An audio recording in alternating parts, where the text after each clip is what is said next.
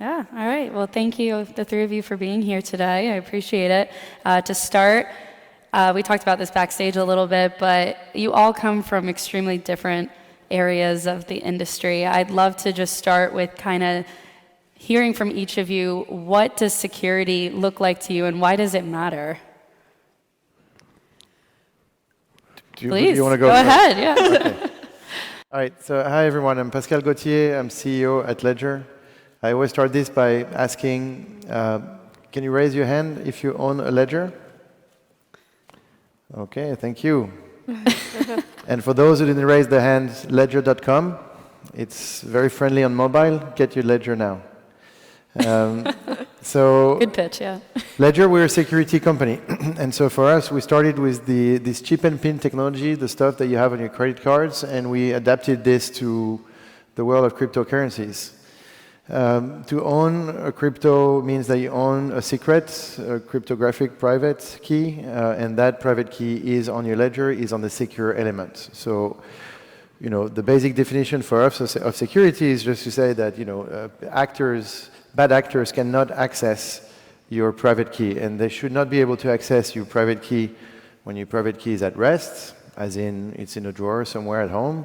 Nor they should be able to access your private key when your private key is in movement, as in you're signing a transaction. So the technology that we have developed basically is preventing from these two events to happen. There is something else that we built after that, so that was the basic of security for us, but after that, there is also the security of governance. And I think, you know, there are big news right now with FTX and so on. And, you know, for me, there are many things to say, but one thing to say is around the governance of the coins, and especially if you're a financial institution. And security of the governance is something that not many companies are doing in the space right now, and it's probably one of the hottest topic. When you think about all the hacks that have happened in the past, you know, more than often, it's actually a governance issue. Meaning someone had access to the private key when they should not have, or there was a chain of event where too many people had access to the coins and so therefore to the private key when they should not have. And so this ability to secure the governance, I think, is the next level up in terms of security. So security of the private keys and security of the governance on top of the private key. So for us, that's what security means. Great. And my name's Kathleen Breitman. I co-founded a cryptocurrency called Tezos.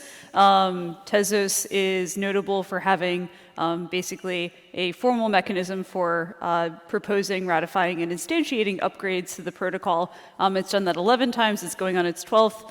And so strictly speaking, we're not in the security space, although obviously security is sort of an abstract idea. You can't, you know, just secure something. It's a process. It's not necessarily a product. And so one of the things that Tezos is also notable for is there have been very few like major hacks or disasters on the blockchain. It pretty much runs as intended. And a lot of that is attributed to security mindedness, which has been a really big part of our ethos and cultural values since the blockchain was proposed in 2014. We talk very liberally about things like formal verification and things that, you know, folks are sort of backing into now, as we've seen a lot of you know, hacks and whatnot in the space. And I think a lot of the strengths of the ecosystem is laden in the fact that we have a really strong cultural appreciation for security, and most of that comes from decentralization. And so, in effect, you know, if you're securing things by doing like a sort of 5 out of 8 multi-sig, or basically making validators do more than just ordering transactions, you're going to have vulnerabilities down the line. And so a lot of the design of the blockchain and a lot of the sort of cultural ethos that's been, I guess, cultivated around it has lent itself to, I think, higher security overall in the ecosystem. So that's kind of what security means to us, but yeah. That's awesome. Thank you both. My name is Pratima Aurora. I'm the Chief Product Officer at Chainalysis. Chainalysis is a blockchain investigations and risk and compliance. We do blockchain analytics, and I'm responsible for the R&D organization there. not a co-founder, but have been drinking the crypto Kool-Aid for a few years now. So very happy to be here. A great question, and I think the order worked really well, Jacqueline, because we went from a wallet to the to the layer 1, and also talking about blockchain analytics that sits all the way on top of it if you're layering that in. Security at the ethos level means consumer safety to me. We're securing all these, we are dealing with money, and we want to have consumer safety at the end of the day. So everything we do, everything we are doing at security at different layers, whether it's at the wallet level, at the protocol level, or what Chainalysis does is basically helps you analyze what happened on the blockchain and prevent crime from happening, and also letting you investigate when bad things happen. So I almost feel like security comes at every layer in my mind. So you need every point of your interaction need to be secure. Every layer of the ecosystem needs to be secure. So there can't be any point of failure, because that's where bad things happen. So that's how I think about security. We're at a very interesting point right now in the industry. It's impossible to not know what's been going on the past 2 weeks, of course. And there's been a lot of uncertainty, fear, and doubt, of course, across users and people in the space. And honestly, a lot of people are scared, is what I'm hearing. So I'm curious for each of you, what has been the biggest takeaway from the FTX collapse in terms of security? And what do you think really could have been done better there? Well, first of all, I don't think it is over. I think we still need the dust to settle a little bit to really understand what happened and what really happened. Some of the things are starting to be, sort of clear. And so for me, it's a different discussion if you're talking about honest mistake or, fraud and theft. It's very difficult to prevent fraud and theft in the sense that if you have an organization and a group of people that are sort of hell-bent at doing fraud and theft, they're not going to do the things that you would expect a normal company to do. And so therefore, most of the things that I would say in terms of security, good governance, etc., is sort of a moot point, because the goal of said group of individuals was always to steal the money.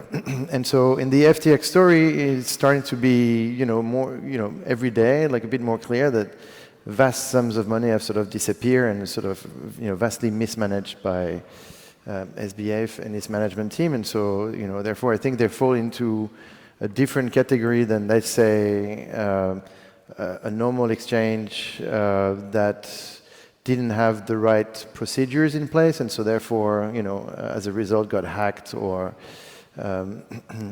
send money the wrong way, for example.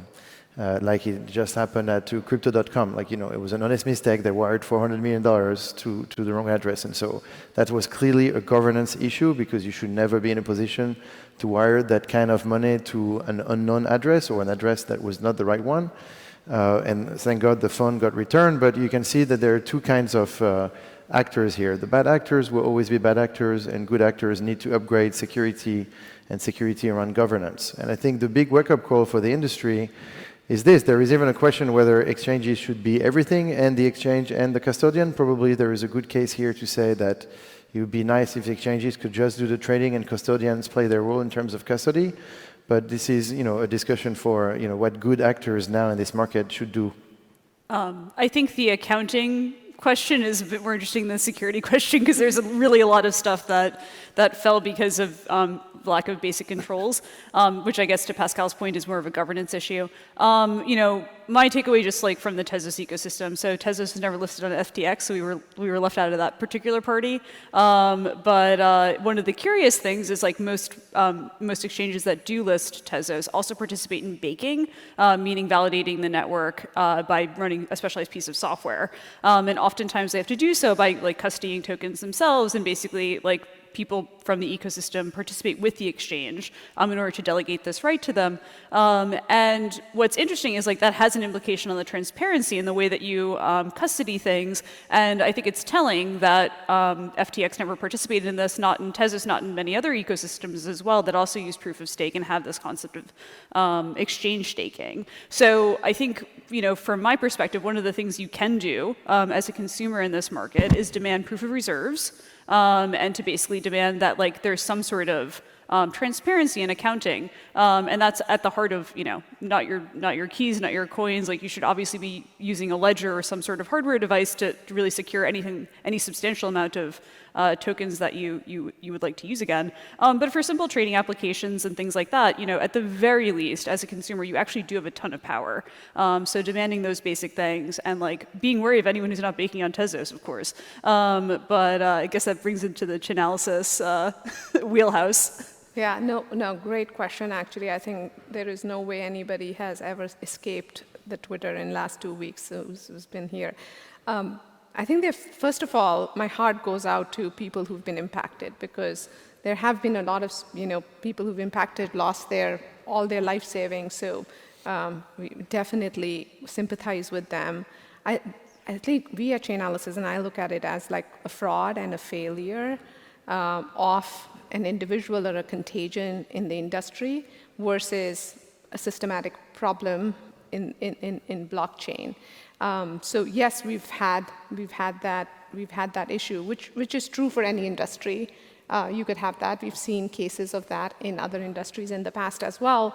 But we can't hold ourselves to the same standards that other institutions or other TradFi has. I think we hold ourselves to a higher standard as I think about it, so we can do better. To answer your question, I think Pascal and Kathleen touched on a lot of those things.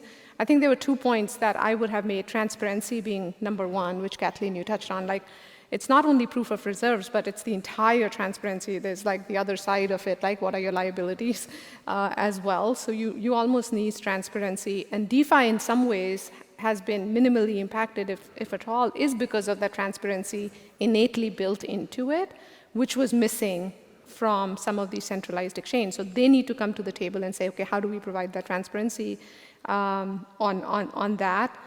Definitely there's some accountability and governance thing that need to build in, but there's also regulatory frameworks that need to come up, right? So that's top of mind. At least Chainalysis has been working very closely with regulators and other things to come up with, let's not have a knee-jerk reaction, because that's not good for anybody, but how can we come up with frameworks also from that side to prevent these kind of things from happening in the future? Yeah.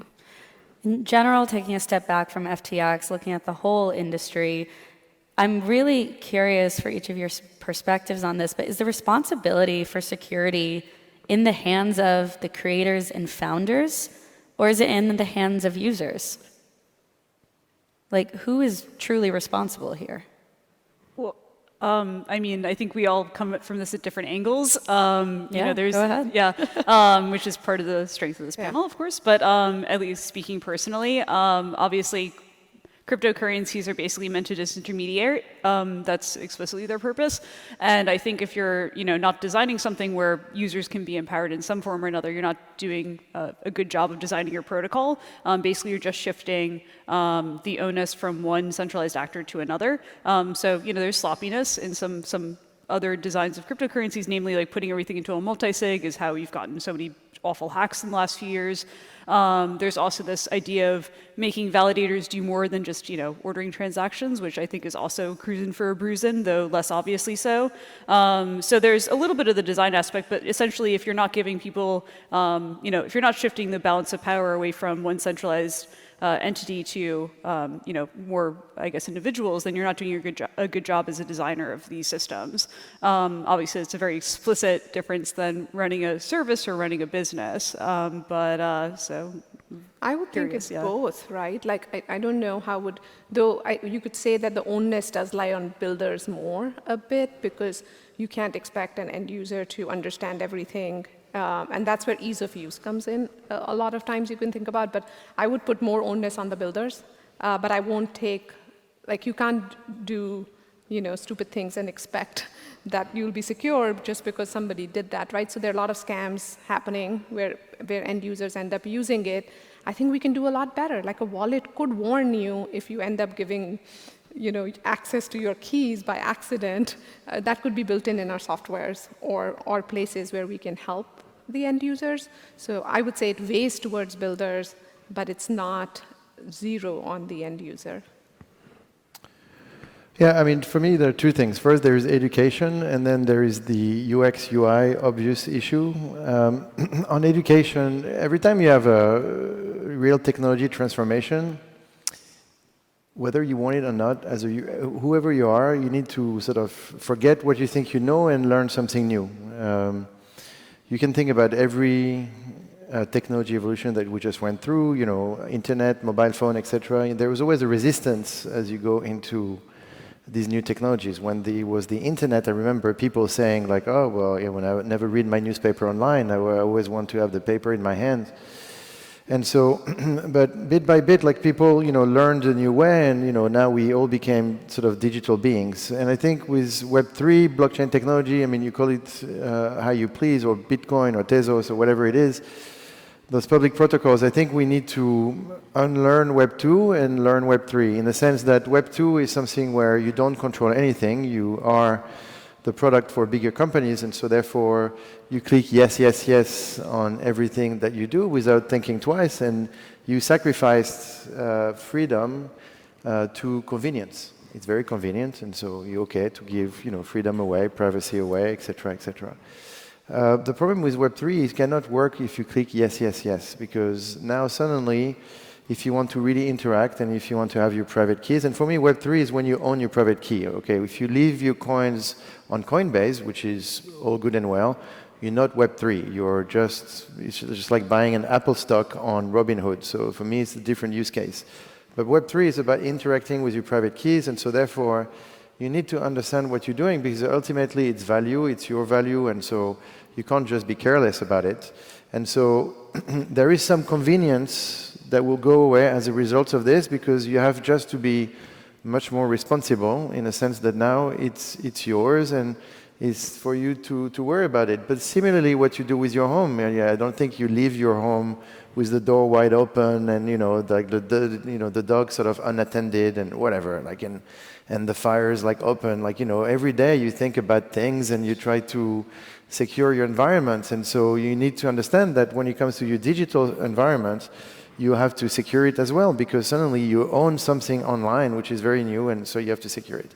Now, that being said, where we are right now is 1995 when it comes to the internet. I don't know who used the internet in 1995, but, you know, I did, and so you remember how it was. Like, you needed to be like a fucking engineer to connect to the internet, like, you know.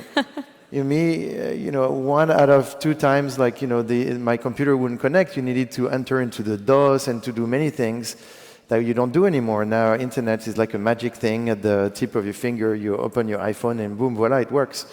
And so right now in crypto or blockchain or however you want to call it again, this is 1995. Everything is very clunky. You need to understand the protocol. And often people come to me and they say, oh, I don't understand crypto. And you say, okay, but tell me what you understand. And usually they do understand crypto. Like, they do understand it from a product perspective and what you can do for them. But what they're really saying is, like, they don't understand crypto technology. But it's okay. Nobody understands the web in this room. Like, you know, raise your hand if you do really understand, like, how the web works. And I'm putting my head down. Okay. Shut up. He's bragging now. You understand how the web works? Okay. Maybe after. But Pascal. But anyway, you see what I mean. Please. For the 1995 example, if we're at that point, sure, when will crypto become mainstream? And I think maybe perhaps the two of you can speak to this, because the user experience is pretty difficult right now for non-crypto native people. How can that be fixed, and how long will it take? Are you looking Genie in a bottle. Give us a prediction. I mean, Pascal said 1995. I think we just fast forwarded through to 2001, Okay. where So the .com bubble just imploded.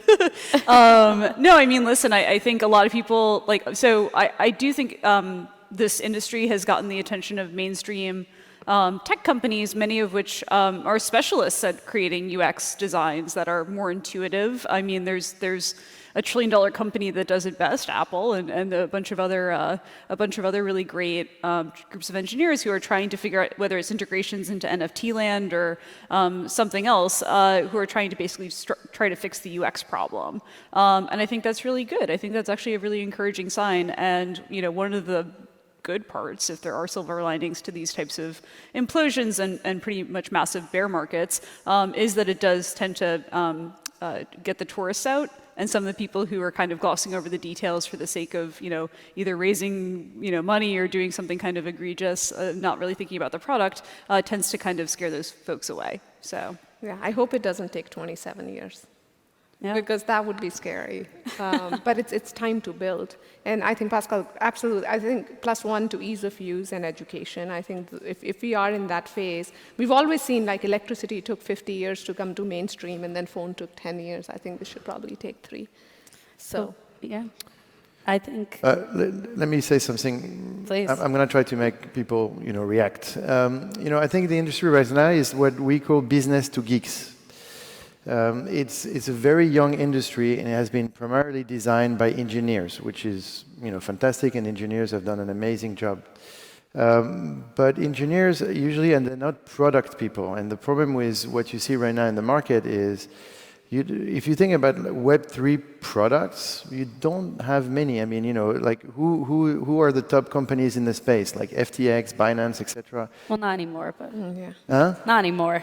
Well, not anymore, but they were. But my point is, like, the top companies it's basically a trading interface where the connectivity to Web3 is sort of in the background, and from the user perspective is not really Web3. So this is where we are right now. And so now what needs to change is product people need to come into the space and think, what is the product first, and then the technology doesn't really matter. Like in the end, because for the user, it should be an experience. It should be, connecting to something. What does crypto help me do something better today that I didn't do yesterday? And if the answer is yes, sure, I'll switch to whatever you give me because it's just a better product. But if it's not a good product, then why would people switch to it?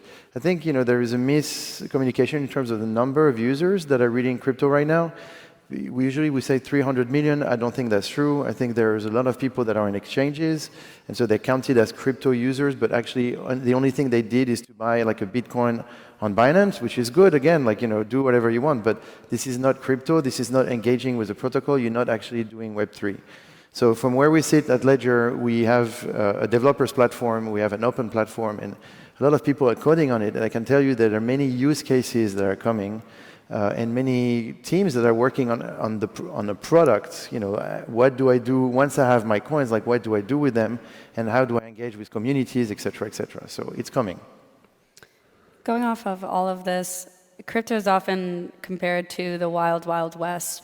What can help move it from that genre to something more stable? Or will it never be like stable fully?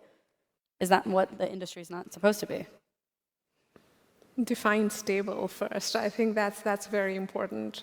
I guess stable is like not as much volatility, you know what you're getting, there's less uncertainty.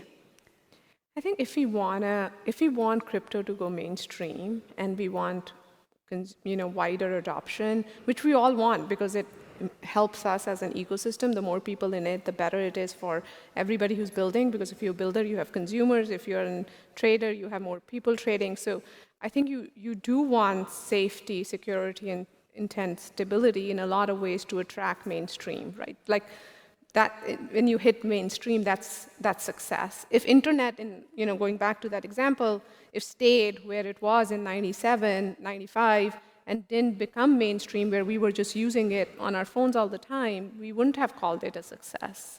So it's inevitable, if it needs to be successful, for it to be stable. Like there's like that uncertainty. Till there is uncertainty, there is always going to be speculation, and people risk averse. But again, I think there are different phases. The way I think about it, I think there can be stability in parts of it, but there can always be innovation on the edge of it.